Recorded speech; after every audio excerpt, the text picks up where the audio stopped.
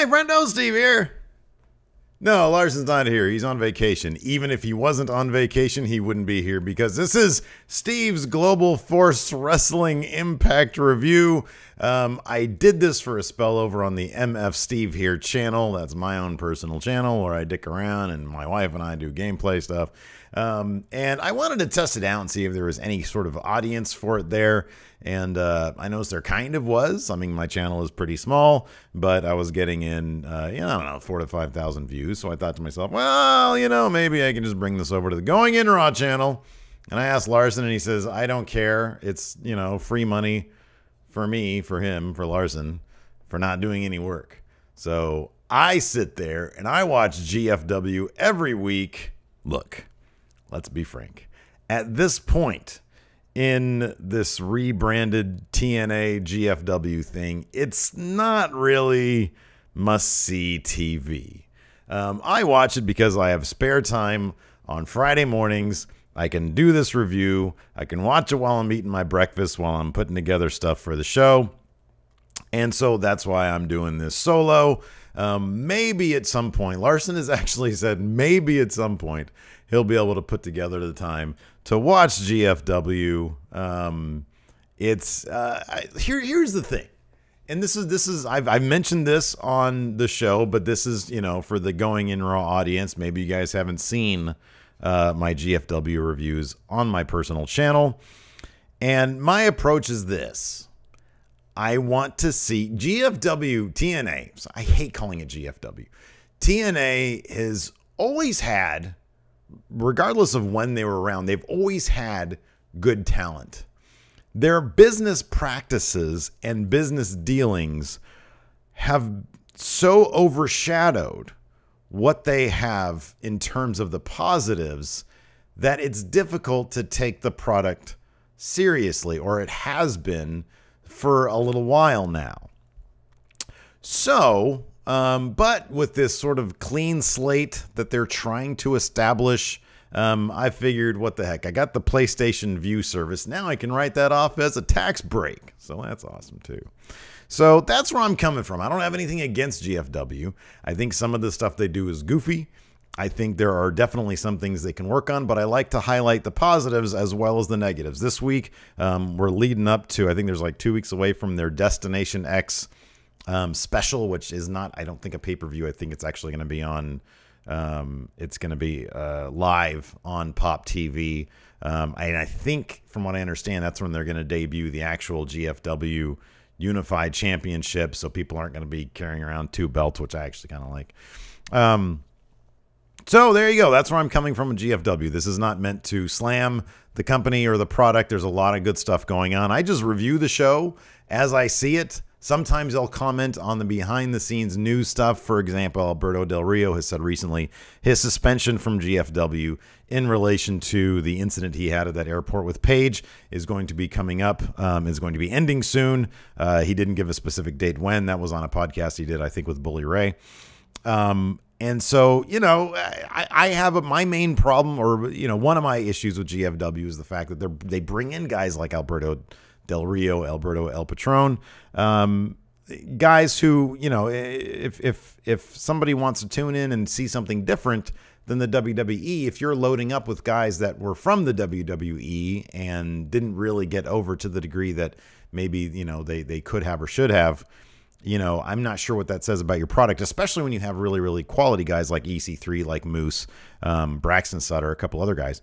But I take the good with the bad, and there's a lot I was actually pretty entertained by this week's episode. So here is Steve's GFW Impact Review for August 3rd, 2017. First off, we open with Konnan saying there's going to be a new member of LAX. LAX is, of course, the gang that Konnan runs, which features Homicide, Ortiz, and a guy and a girl. Forget their names now, but that's okay. I knew them last week. And here's another thing about these reviews. I'm still learning too. I'm still piecing together the pieces of the puzzle. I'm coming into this as a new prospective fan of the product. And so far, what I've seen, I'm going to keep on watching. If I thought, man, this is a horrible crap, I'd probably still watch. But anyways, I'm still learning. And LAX is loaded with guys. Here's one of my problems with LAX. Conan does like all the talking. Nobody else gets the word edgewise. Even when they're doing those awesome like clubhouse scenes of LAX sitting around plotting and they're playing with wire cutters and stuff, nobody else really talks. It's just Conan talking, and the others just like sort of mumble things. So anyways, he says there's going to be a new member of LAX. Now, for the past couple of weeks, they've been trying to force Alberto El Patron. And I think I didn't notice if he was wearing his Alberto Del Rio trunks this week. Every week that he wears Alberto Del Rio trunks with the ADR in the butt, which he's done since he's been signed to GFW, I refer to him as Alberto Del Rio. Otherwise, I will respect his request to call him Alberto El Patron. Anyways, there's going to be a new member. Ooh, I wonder who it's going to be. I said off the bat, I thought it was going to be Alberto El Patron's brother, El Hijo de Dos Caras. Anyway, so we're going to find out later on tonight who the new member of LAX is. But that brought us to our first match of the night, the Super X Cup match. And I think this was like a semifinal, I think this was one semifinal. The next semifinal is going to be next week, and I think then the Destination X is going to be the final. This was Drago versus Dezmond Xavier. So the Super X thing is, I think, like quicker guys, like cooler guys, like more indie guys, and doing crazy stuff. So one of the guys is Drago, who's this really cool-looking lucha guy who has like a really crazy long tongue. He's either supposed to be a space alien or some sort of demon. I can't really tell. I know he said space alien, and somebody in my comments last week was like, he's not a space alien, he's like a demon or something like that. I don't know. He's Drago. He's dope. And then Dezmond Xavier, very athletic young man. He's pretty cool too. You say young man, I think he's actually like my age. Hold on a second. I'm going to double check that. I swear it's... Oh, no, that was somebody else. No, he's young. This guy right here. So I looked up Dezmond Xavier, and then I found a guy named just Xavier, and he's like my age. That's not the same guy, though. I was like, man, there's no way Dezmond Xavier is my age. Anyways. Pretty cool match. This was a good match. There's some good stuff going on here. Some interesting moves. Started out, each guy sort of feeling each other out. Dezmond Xavier kept on attempting some offense. Drago would counter in very creative and cool ways, frustrating Dezmond. They brawled on the outside. They got back inside. Both men ended up knocking each other out at one point. Drago started attacking Dezmond Xavier's legs. That was followed by some strikes by Dezmond, followed by... He's got a really good-looking RKO. It's a cutter. I mean, they don't call it an RKO, I don't think. They just call it a cutter.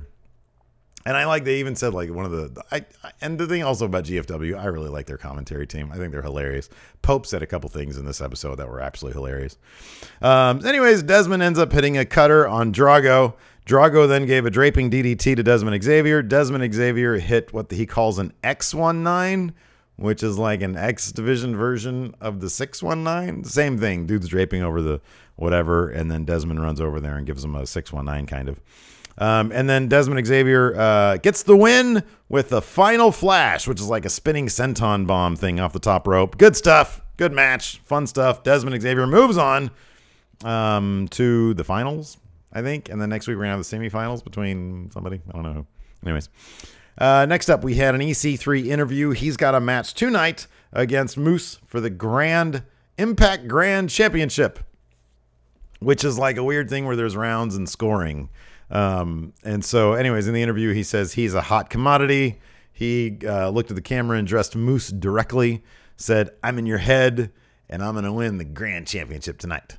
That, in my opinion, actually should have been the main event, to be honest with you. No, I guess not, because there was the big reveal at the end.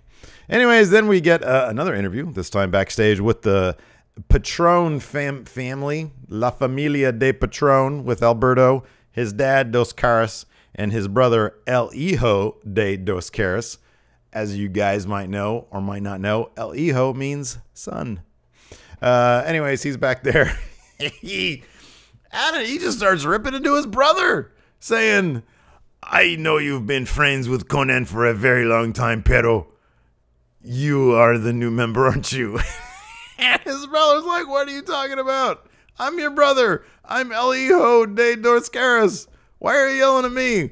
And Alberto's like, "I just like to yell at people. You have all heard the tape from me and Paige yelling at each other. I'm joking. He didn't actually say that, but we all know that about Alberto. He's not shy about yelling at people. Anyways, yeah, he just says, I can't trust you, brother. Karen Jarrett comes in out of nowhere and is like, you guys need to settle down. And then Bruce Pritchard comes in and he's like, Bruce, I need to talk to you, Karen. Oh, it just went off the rails. And then the Patron family just kind of drifted away as they were bleeping out some curse words that Alberto was saying. So anyways, there's strife between the Patron family. Next up came Trevor Lee with the X Division title, even though he is not X Division champion. He was fighting the Mumbai Cat. The great thing about Trevor Lee, there's a lot of great things about Trevor Lee. He's one of my favorites.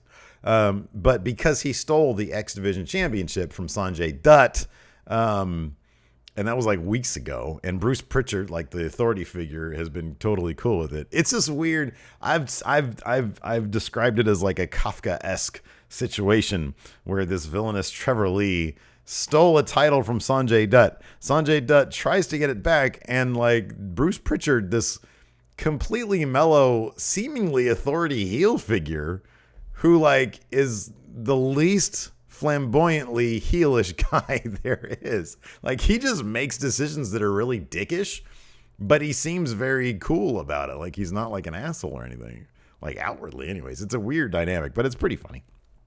Anyways, Sanjay Dutt keeps on trying to get his title back, and Bruce Pritchard keeps on throwing him out of the building. But it's his title. Like, he has a good point. Anyways, the Mumbai Cat comes down, who is an Indian luchador.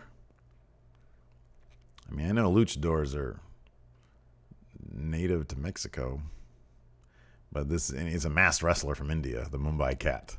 It was fairly obvious that it was going to be Sanjay Dutt, though. But apparently he comes down, and then the real Mumbai Cat, like that dude was the Mumbai Cat. He rolls under the ring. Sanjay Dutt, Mumbai Cat, rolls out of under the ring. There's like two Mumbai Cats.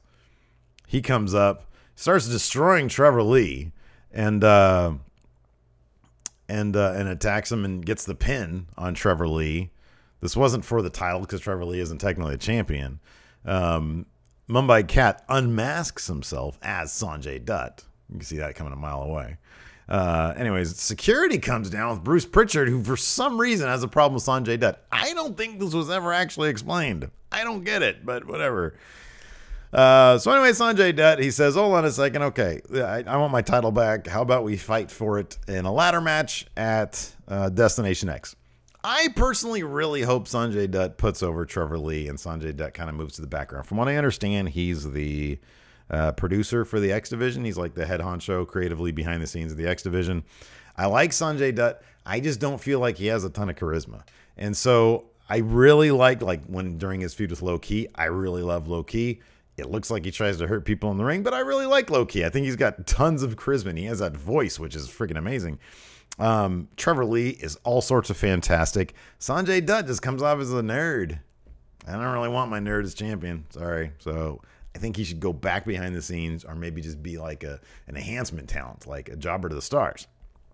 So in any event, Destination X, we're going to get a ladder match between Sanjay Dutt and Trevor Lee for the X Division Championship. So that should be a fun match.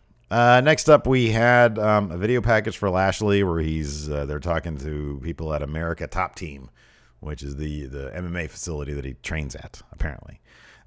Next up, we have a little bit with Grado, who is a portly British wrestler who looks literally like, if you think about this, Grado looks like a fat version. Grado looks like if me and Patton Oswalt had a kid and he was like 60 pounds heavier than me. That's what Grado looks like, and it bugs the crap out of me, but he's got a lot of charisma. I like him, and Joe Parks is good. Joe Parks is a abyss, but like as a normal guy. Anyways, Grado is about to get deported back to his homeland of the UK. Joe Parks is trying to help prevent that from happening, and so they've been concocting this scheme where Grado is going to propose and marry Laurel Van Ness, who is like this bride who was rejected at the altar by Braxton Sutter in a whole different timeline. But he keeps on getting Congo Kong, this giant man with massive breasts, keeps on like stopping this from happening. So that's the deal with that. So we're setting that up. Fine. Maybe we're going to get like some resolution tonight. Next up, Eli Drake comes down with Chris Adonis, who, for you guys who have not been paying attention, Chris Adonis is Chris Masters from WWE. Looks pretty good still. Anyways, Eli Drake, I really like him. He's a heel. He's good. So he comes down. He's going to fight Eddie Edwards, apparently. And the cool thing about this was that there were no swole mates there. The swole mates were these two really buff guys who have their own crap show on Pop, who have zero charisma, but they were doing like a Pop TV crossover type thing where they were trying to promote swole mates. It was really bad. It was really annoying. I really like Eli Drake, though. He's got a great look to him, and he's cool. He was going to fight Eddie Edwards, but before that happened, Congo Kong and his massive breasts were beating up Eddie Edwards backstage. So that match never happened. Then Congo Kong started beating up on Richard Justice, who's the standby wrestler. He's just a fat guy who just hangs out backstage and gets ready for matches, but he's never put in them, which is kind of funny. Again, that's kind of a funny concept. Moving on. Let's see here. We had, next up we had EC3 versus Moose for the Impact Grand Championship. Now, for those of you who don't know, and I didn't know when I first started doing these reviews, the Grand Championship was, I think, a concoction of Billy Corben's during his time there. And Moose is the current Grand Champion. And the Grand Championship is defended in matches that have 3 rounds, and each round is scored by 3 judges. And the current judges are Bruce Pritchard, Dutch Mantell, and Scott D'Amore, I think is his name. So they hang out at ringside, and it's goofy as shit. It really is super goofy. The last time I saw this, Moose was defending against, I forget who, and EC3 came. The Japanese wrestler from Pro Wrestling Noah, I think. Mafuji, I forget his name. Anyways, he didn't show up this week. It was EC3 versus Moose. This is actually a really fun match. I'll be honest. This was really cool. And in that previous match, it just felt goofy, the whole scoring thing, and they stopped the matches. I think Moose is a good champion for the Grand Championship because, I don't know, I felt it worked for him. Like, he's very athletic. Like, he's deceptively athletic. He can jump really high. He's got like a really good vertical. And I thought this was good. So round 1 ended up going to EC3. He really laid it on to Moose. There was some brawling on the outside. EC3 was yelling at Bruce Pritchard saying, "Score that, Bruce." But he really did a number on Moose. Round 1 went to him. Round 2, we had like a chop fest. EC3 got in an overhead suplex. He was slapping Moose around, but then Moose came back with a headbutt, some running strikes, a big running drop kick, and then a big drop kick counter to EC on the turnbuckle. So round 2 was won by Moose. I don't know. I thought that EC3 dominated most of the round 2, but you wouldn't have it round 3 if that was the case. Moving on to round 3. This was a very even round. Like, they actually choreographed this really well. Moose hit a power bomb followed by a senton. He grabbed EC3 up the top turnbuckle, transitioned that into a sit down power bomb. EC3 hit his previous finisher called the 1%er, but Moose kicked out of that. EC3 did a really good job of selling sort of astonishment that somebody actually kicked out of the 1%er. Moose sold the shit out of a clothesline. Like, Moose is really athletic. It's weird because he's like a former, well, I know he's a former NFL guy, but I think he was like a heavier, like a lineman or something. Anyways, Moose hit a sit-down choke slam, and then it went to the judges because both men were down at that point and the round expired. So it was really cool. So Dutch Mantell scored it even 10-10 each man, okay? Then Scott D'Amore 10-10. And then Bruce Pritchard scored it 10-8 in favor of your new grand champion, EC3. So again, mild-mannered heel Bruce Pritchard scored it 8-10 for a round that was very even, and both other judges said it was dead even. So again, doing heelish things, but being very mild-mannered about it. Kind of a new twist on this heel authority thing. So anyways, that was that. I thought it was a really fun match. I thought this was cool. This could have been a main event. And EC3, of course, I actually really like him. He's really good. Next up, we got a video package for something called OVE, Ohio versus Everything. This is the Christ brothers. I didn't know this last week, but people were informing me and educating me in the comments, which you guys are free to do in these comments. This is the Christ brothers. I saw them team with Sami Callihan to take on the Super Click, Adam Cole and the Young Bucks at PWG. And they're fantastic, so I'm really happy about this. They did a really cool video package with them. And yeah, they're cool. They're also known as the Irish Airborne and Ohio Killer or something. I forget. Anyways, they're really cool. So I'm looking forward to that. That's neat. See, bringing in talent like that is definitely a positive sign for GFW. Let's see here. Then we had KM, which is a really big fella. I can see KM showing up in NXT in like 3 years, but like completely revamped. And then you go back and look at old GFW and be like, oh my God, look, it's that guy as KM. Because he's got a great look to him. Like, I think he's got like a very raw sort of look to him that needs to be completely repackaged. But he's cool. I like him. I think he's a big dude. Anyways, he was, why was he out? Wait, was it him? Oh, it was him. And then I'd never seen this dude before at all. Fallah Bah. I'm sure plenty of you people, he looks like he's like a giant, he's either Samoan or, you know, he looks kind of like a Yokozuna type guy. And then he came out with some dude named Mario Bokara.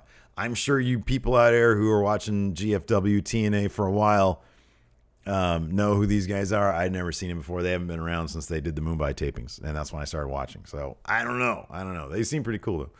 Fallah Bah did anyways, because he was doing stuff like he would steamroll people. Anyways, they were in a tag match, a 6-man tag match against Suicide, who I still don't know why they're using Suicide. Let's just have that dude, I forget his name, take the mask off. He wrestled a couple weeks ago. Have him take the mask off, just be a normal dude. Like, why are you bothering with this Suicide stuff? Braxton Sutter, who's kind of in the middle of a very slow burn, like, asshole heel turn, like he's being a dick to his girlfriend Allie. Like there's like shades of domestic abuse there, so that's not something to laugh about, but that's how they're kind of playing the heel turn. Anyways, he's still a face for now. And then Grado came out, so it's those three against those three. Cool stuff going on here. It was just sort of a fun clusterfuck match. Let's see, Braxton Sutter came off the top rope to the bottom and splashed on the heels at one point onto the floor. Suicide did one of those trust exercise things like Kofi Kingston does.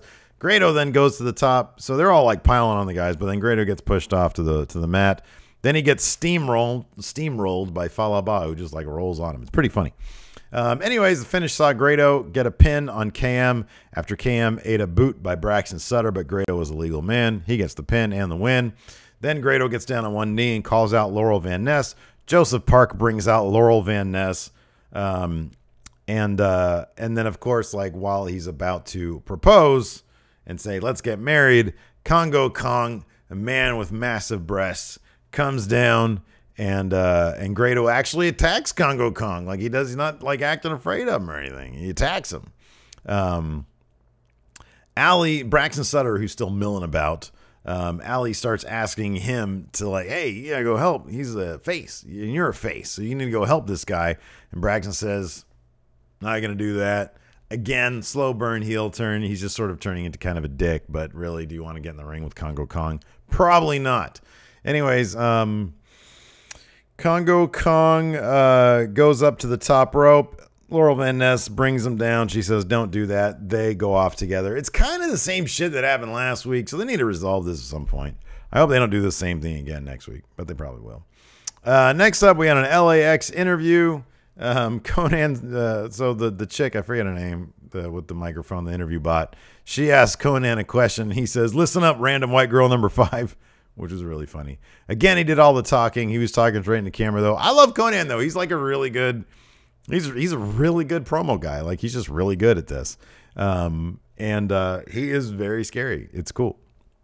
Anyways, Conan says, we're going to debut our new member. He's very menacing. He walks off. And then the remaining 3 men in LAX, they start like surrounding white girl number 5 in a very menacing way. I'm like, I'm not going to touch what they're getting at with that. That looked pretty hardcore. Anyways, because they were like, I don't know. Anyways, EC3 came back out. This is weird. He comes out wearing jeans and a towel over like around his neck and his new title, the Grand Championship. He stood up and professed his love for the title. He kissed it and then said, "Let's get out of here." I'm pretty sure he's going to fuck that title. That's what he was getting at there. It was funny. It was really entertaining stuff. LAX comes out, and then the Patron Familia comes out, but they seem all good. They seem all united. They're ready to go. Patron wasn't yelling at anybody. Anyway, so this is, you know, the 6-man match. Dos Caras actually started off like the elderly, the old man of the family. Dos Caras started out, and he can still wrestle. It just looks like it's in slow motion. It was cool though. It was neat. And he looks very comfy. He was wearing a t-shirt and like some track pants. That was cool. We got a suicide dive from El Hijo de Dos Caras. That was cool. And then like 5 minutes into the match, they go and we get a sneak peek of some show on Pop called Swedish Dicks, and then like a shit ton of commercials. There's like a 5-minute break. People think you got a bad watching the Cena versus Nakamura. This is LAX versus the Patrons. We get like a 5-minute break in the action. But it's not live. It's all taped, so it's not like we're missing any of the match. Anyways, I noticed there was a couple of rough spots with the Patrons. Like Alberto did like one of those backbreaker things over his knee, and it just looked bad. I don't know. There was a couple of little sloppy bits here and there, but it was whatever. It was all just a lead up to Low Key being comes out. And he gives a double stomp, a nasty double stomp to Alberto El Patron. And he turns around and you see on the back of his suit, because he wears a suit, it says LAX. So I'm to assume that he is the new member of LAX. There was one bit, though. At one point, El Hijo gets in there because Alberto El Patron is sort of on his knees, like tired. El Hijo gets in there with a chair. And everybody's like, ooh, is he going to be the new member of LAX? But no, he hits Homicide with it. So yeah, Low Key, and then they all hold the titles because they have like the tag titles, and then Low Key grabbed Alberto El Patron's titles. I hope this means, and it's kind of obvious, but I would actually really like to see a Low Key Alberto El Patron feud. That's kind of cool. I really like Low Key. I think he really tries to hurt people in the ring though. But that double stomp, he doesn't like fall backwards on it. He like literally double stomps a person from the top rope, from the top turnbuckle. And I know you guys are filling up the comments right now. I know he's done this before. Like he literally beat up a guy who was knocked out. But that was years ago. You think that he'd like grow up a little bit. Anyways, Alberto Del Rio, or Alberto El Patron, starts like bleeding profusely from the mouth, but it's like the most fake. Either it was real and it was just lit wrong, or I think it was fake because he wasn't going to be bleeding that much internally from a double stomp. And he's like bleeding from the mouth, but it's like the fakest looking blood. So that was pretty funny. And then Low Key and LAX stand tall with the belts. I'll be honest, I'm hoping Low Key ditches the suit. I don't think he's going to, but I really hope he does. I can't stand the suit. Why doesn't anybody just grab his damn tie? Problem solved. You win. Just grab his tie. Anyway. So yeah, that's how GFW Impact finished. Fairly entertaining episode. They still have, and I honestly, like I've been thinking about this all morning. I don't know how to get around the situation with the crowds. They've got that great impact zone. I know they've got like tourists. And according to our good friendo and my son, Christopher Kaufman, he said when he went to the tapings like a little while ago, it was like 30 hardcore fans and then the rest were all tourists. And that's why it really, like when Low Key came out and he did what he did, nobody seemed to give a shit. I don't know if it was because they're like sort of towards the tail end of tapings, but people were just sort of like, oh, a lot of people are confused. There's no reaction. That's like one of the biggest things is you're starting from the ground up. And I don't know how to get around that. I really don't. Like build up an exciting product, but to do that, you kind of have to tour. I know they're doing like shows in other places. I don't know how to get around it, but that crowd is just dead almost always, unless some crazy shit happens in a match that looks dangerous. I mean, some people are chanting for EC3. I don't know how you get around that, though. I don't. Pay your crowd to cheer. Maybe it worked in Mumbai. That was a hot crowd because they were getting paid. But I think they have a long way to go before people are actively going to be like, you know, they're able to fill up the Impact Zone with paid fans or even just fans. If they just said, hey, any fan of Impact, you can come on in for free. Which I think they might do. I don't know. I don't know if you have to pay to get in the Impact Zone. I don't know what to do in that situation, man. Like, you're stuck because you have a great, like, you have great production value. They really do. They have really good production value, and they've got the Impact Zone, which is a really, really great looking place, but it's just full of people who don't give a shit. You need fans of your product. You need people to be popping for story beats, and they don't have that right now. And that just, it makes the product. There's no sense of excitement behind the product when I'm watching it on TV when these things are happening. So that's something that they need to take into to figure out. I don't know how to do that. Anyways, let me know what you guys think of this in the comments. If I should just keep it on my personal channel, I'm not going to do that. But now you get an audio version of it. I'm going to post this as an audio podcast as well. So, yeah, that's it for my Global Force Wrestling Impact review. Let me know what you think in the comments. And until next time, I'll talk to you guys later.